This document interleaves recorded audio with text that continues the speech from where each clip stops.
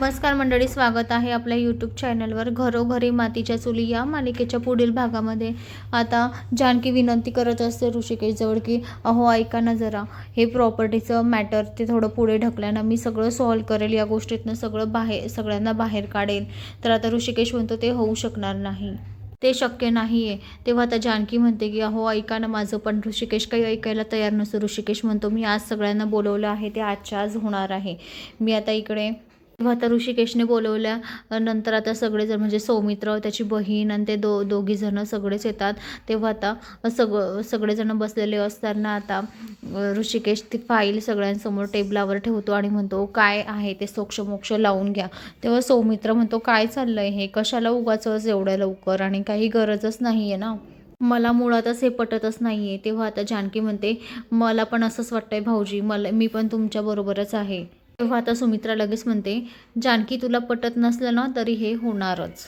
तर सुमित्रा असं बोलल्यावर आता इकडे सारंगला आणि ऐश्वर्याला खूप आनंद होतो. ते दोघे एकमेकांकडे बघून हसतात आणि त्यांना खूप आनंद झालेला असतो की आता हिस्सेवाटे होणार म्हणजे होणारच, हे घर तुटणार म्हणजे तुटणारच. तर आता इकडे ऋषिकेशने ते पेपर आणि पेन हातामध्ये घेतलेला असतो. आता ऋषिकेश सही करणार. तेवढ्यातच आता जानकी म्हणते अहो ऋषिकेश ऐका ना जरा, नका करू सिग्नेचर, ऐका ना माझं. पण काही ऋषिकेश ऐकायला तयार नसतो. तेवढ्यातच तो सही करणारच. तेवढ्यात लताबाई म्हणते ऋषिकेश थांब जरा ऋषिकेश. तर आता लताबाईंचं हे ऐकून ऋषिकेश आता थांबणार का?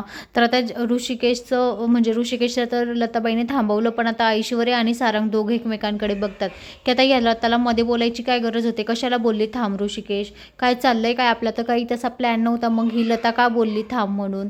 तर आता असं ऐश्वर्याच्या आणि सारंगच्या डोक्यामध्ये असतं. तर आता ऋषिकेश सुद्धा लताकडे बघतो. आता येणाऱ्या पुढील भागात आपल्याला पाहायला मिळेल की लताने का थांबवलं ऋषिकेशला सिग्नेचर करण्यापासून, आणि ऋषिकेश थांबतो की करतो हे आपल्याला येणाऱ्या पुढील भागात पाहायला मिळेल. तर मंडळी, अशाच मालिकेच्या नवनवीन अपडेट्ससाठी चॅनलला लाईक आणि सबस्क्राईब करा, शेअर करायला विसरू नका. धन्यवाद. असेच नवनवीन अपडेट तुमच्यापर्यंत पोहोचत जातील.